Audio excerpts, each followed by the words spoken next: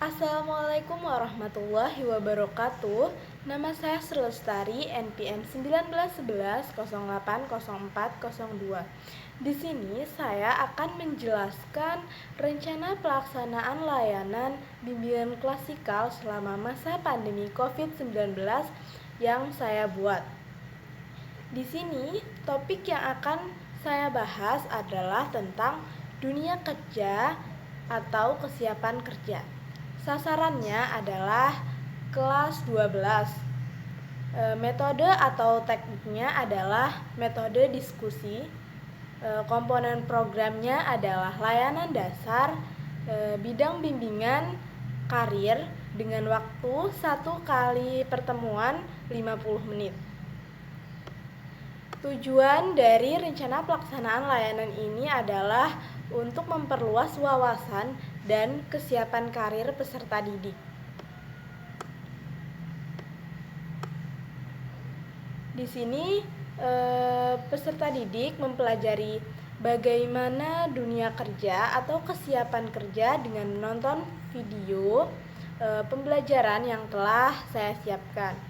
Peserta didik dapat menerapkan cara menyiapkan karir atau kerja dengan menonton video pembelajaran yang telah disiapkan. Tindakan yang akan dilakukan oleh peserta didik adalah agar mampu melakukan atau merencanakan kesiapan karir dengan menonton video pembelajaran yang disiapkan. Kegiatan layanan terdiri dari 3 tahap, yaitu kegiatan pembuka atau pendahuluan, kegiatan inti, dan kegiatan penutup. Kegiatan pendahuluan waktunya 10 menit. Yang pertama, menciptakan suasana belajar yang nyaman untuk peserta didik.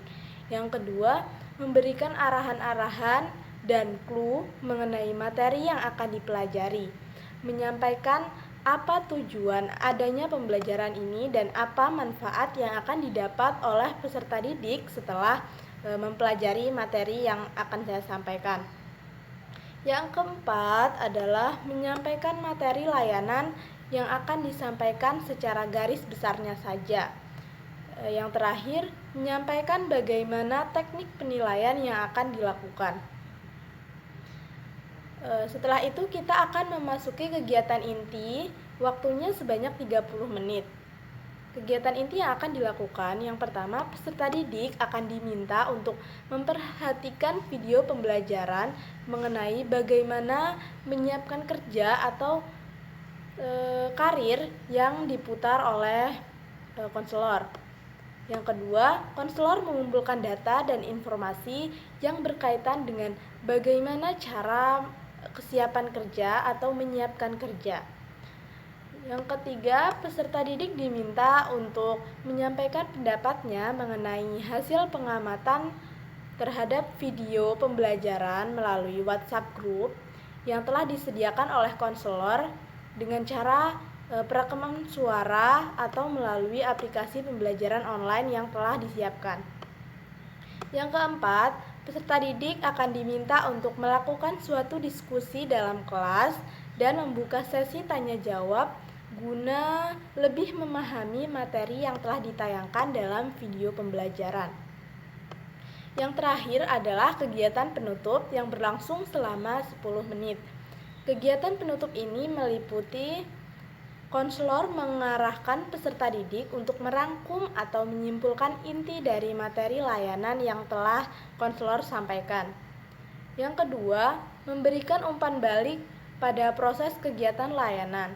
Yang ketiga, memberikan kegiatan tindak lanjut pada peserta didik agar mampu menyiapkan karir atau kerja di masa depan. Yang keempat, menyampaikan rencana pelayanan pada waktu yang akan datang.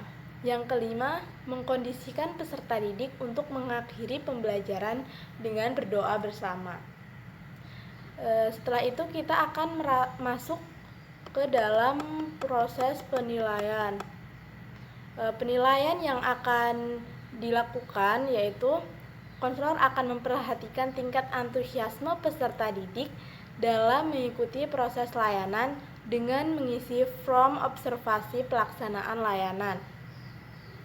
Sedangkan untuk penilaian hasilnya, konselor akan memperhatikan komitmen peserta didik dalam menjalankan hasil layanan yang dilaksanakan dengan memberikan angket skala kepuasan pelaksanaan layanan. Dalam RPL ini juga telah terlampir materi pembelajaran mengenai kesiapan kerja. Materi yang pertama yaitu pengertian kesiapan kerja. Menurut Slemanto, kesiapan adalah keseluruhan kondisi seseorang yang membuatnya siap untuk memberi atau menjawab dalam cara tertentu terhadap suatu situasi. Kesiapan kerja adalah pengetahuan serta keterampilan seseorang untuk mempersiapkan diri menghadapi dunia kerja, sehingga mampu untuk melaksanakan suatu kegiatan tertentu dalam hubungannya dengan pekerjaan sesuai dengan target yang telah ditentukan. Agus Fitrianto mengemukakan bahwa kesiapan kerja adalah kondisi yang menunjukkan adanya keserasian antara kematangan fisik, mental, serta pengalaman sehingga individu mempunyai kemampuan untuk melaksanakan suatu kegiatan tertentu dalam hubungannya dengan pekerjaan.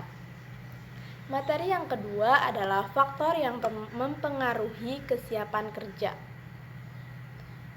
Faktor yang mempengaruhi kesiapan kerja pada individu terdiri dari dua faktor. Yang pertama, faktor dari dalam individu. Faktor dari dalam individu ini meliputi seperti kemampuan intelijensi peserta didik, bakat yang dimiliki, minat, sikap, kepribadian, nilai, hobi, keterampilan, pengalaman kerja, dan masih banyak lagi. Sedangkan untuk faktor sosialnya meliputi bimbingan dari orang tua, kondisi teman sebaya, keadaan masyarakat yang ada di sekitarnya, dan yang lain-lain. Ciri-ciri peserta didik yang memiliki kesiapan kerja antara lain yang pertama, memiliki motivasi, memiliki sifat jujur, kematangan yang ditunjukkan oleh peserta didik itu sikap tenang, sistematis, dan terarah. Yang selanjutnya adalah kemampuan untuk bekerja sama dalam sebuah tim. Yang terakhir adalah mampu mengambil keputusan cepat dan logis. Baik, itu saja yang bisa saya sampaikan. Apabila ada kesalahan, saya mohon maaf yang sebesar-besarnya. Saya akhiri, wabillahi taufiq wal hidayah. Wassalamualaikum warahmatullahi wabarakatuh.